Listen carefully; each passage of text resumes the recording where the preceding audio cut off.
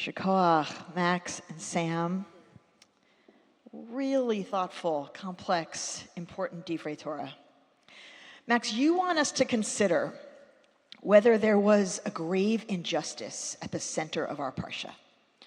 How could it be right for God to wipe out all life on earth? Given that Noah and his family were judged innocent enough to live, wasn't there a high likelihood that some other human beings on earth also did not merit the death penalty?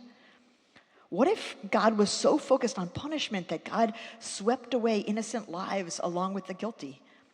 You suggest that the framework of restorative justice might have been more useful, with its emphasis on repairing harm. You feel that God and we should not judge an entire population by the acts of a few.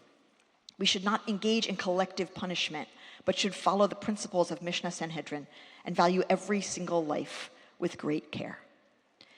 And Sam, you came from almost the opposite angle, worried less that God was too punishing and more that God was being too lenient.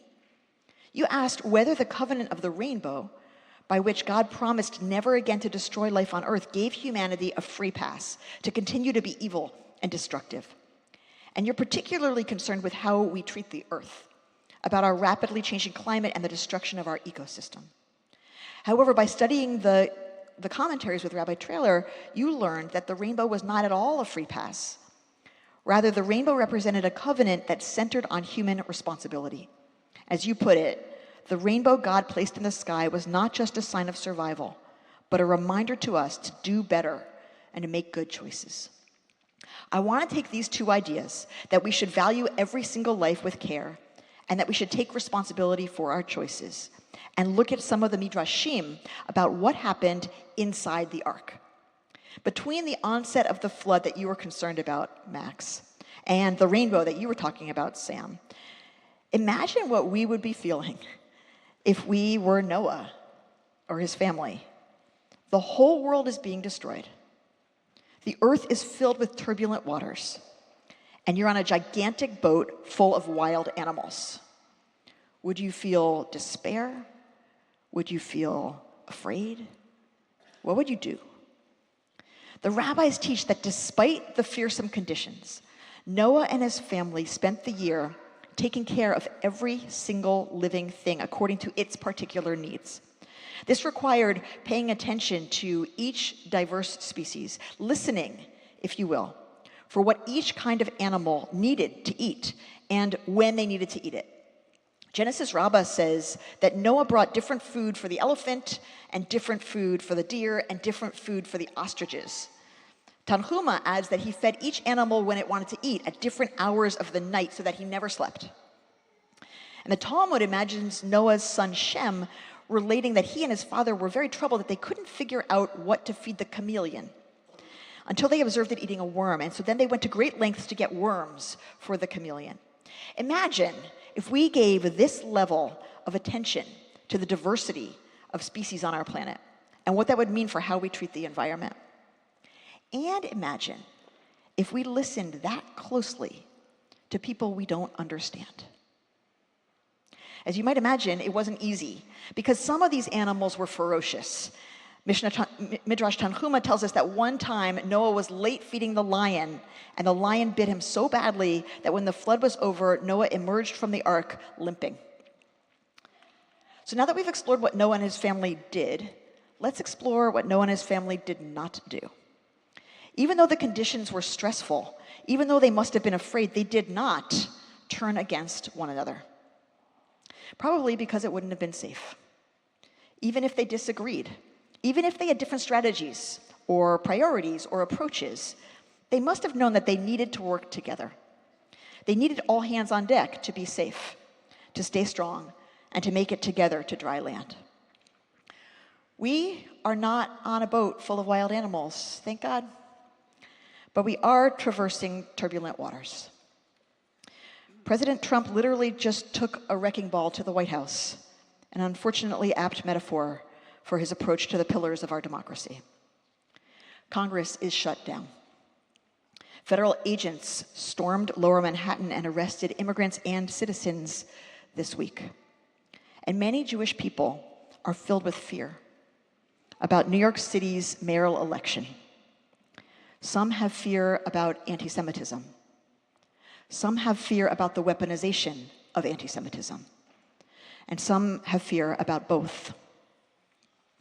The question is, what do we do? How ought we respond to these times? What would it look like to live by the teachings of Torah? And what would it look like to lead? Here's how the Jews of Park Slope are navigating it. We know that we have a big range of perspectives about this moment. And rather than divide our community or turn one group against another, or avoid the difficult conversation altogether, we decided to try to listen to one another across our diversity. We've all experienced a great deal of anti-Semitism in these last several years, and many of us have strong feelings about that. This is a progressive Zionist congregation, and many of us have strong feelings about that. But when people here see the world differently from one another, we try to have the courage to speak to each other. We try to have the courage to listen to each other. We know that we don't have to agree with one another to belong. We always strive to stretch our tent wide enough to include everyone. So when in September we held a listening circle for our members to talk about the mayoral election, people came with strong and diverse feelings about the candidates. People spoke with intensity, and people listened. And at the end of our time, we asked, what could CBE do to help in this moment? And our members said they wished they could share their deep concerns directly with the candidates and ask them questions. And amazingly, it turned out that all three candidates for mayor of New York were willing to come to CBE. Zoran Mamdani and Curtis Sliwa came in the last 2 weeks, and Andrew Cuomo will be here on Tuesday. Of course, as a religious institution, we would never endorse a candidate for public office. We hope that it will one day again be very clearly against the law to do so. In the meantime, we do not believe that it is our place to tell our members or anyone else how to vote. But we do very much believe in dialogue, and we do very much believe in coming together across our differences to learn. These town halls have been phenomenal. More than 500 of our members are participating, and they've written more than 100 questions for the candidates. These questions capture and fully communicate the hopes and the fears, the concerns and the needs of the Jewish people. They've been difficult questions, they've been serious questions, and they've been questions asking for accountability. And even with all of our members' strong and diverse feelings, these town halls have been respectful and thoughtful and disciplined and highly educational.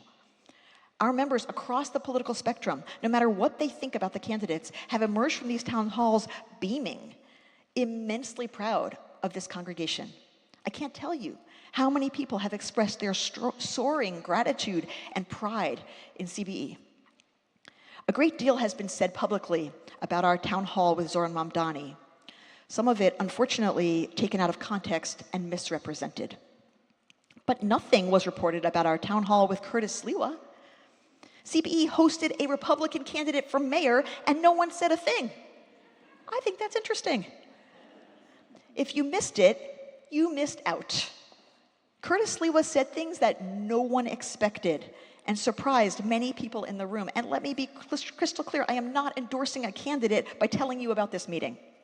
I am saying that these town halls are allowing us to challenge our assumptions and to learn.